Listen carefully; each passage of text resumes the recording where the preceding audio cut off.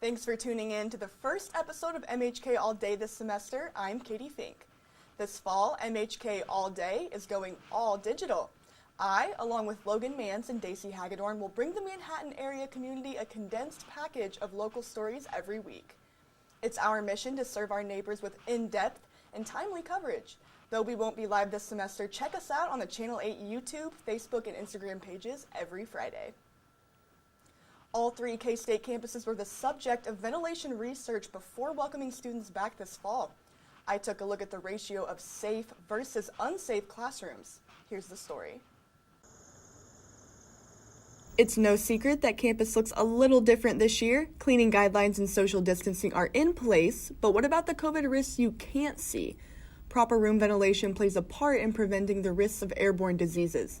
K-State professor and researcher Julia Keene says airflow requirements are different based on the room. We conducted a ventilation study. So we looked at the quantity of outside air entering each of the classrooms that we have on campus to confirm that it meets the requirements or the minimums. So there's building codes that identify what is the quantity of outside air that we should be introducing to a space in order to ensure that spaces are healthy is how we've typically looked at it in the past. This table, listed as the ASHRAE 62.1, is a document with the most updated ventilation codes required for different spaces.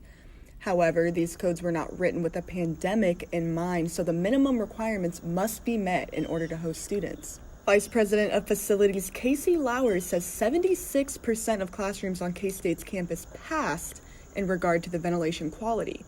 The other 24% of rooms have been scheduled for updates for quite some time. We had a project scheduled for Eisenhower that an upgrade project that was not COVID related.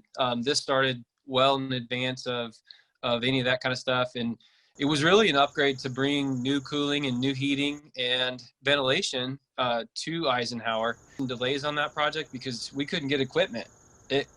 We had schedules, but we couldn't get it installed because it wouldn't show up because of COVID delays. So that's one of the reasons why we had to start the semester in a phased approach at Eisenhower. Older buildings on Manhattan's campus, like Eisenhower, the building behind me, host some of the 24% of classrooms on campus that did not meet ventilation code. Those classes were moved online, and those buildings will be part of a series of renovation projects that include upgrades to airflow systems, and hopes to hold in-person classes once again. One K-State professor who prefers to be unnamed said their classroom was moved 3 times, causing some apprehension about how safe it actually was to come back to campus. But they are proud K-State is doing everything they can for students and staff in these uncertain times. In Manhattan, Katy Fink, MHK All Day.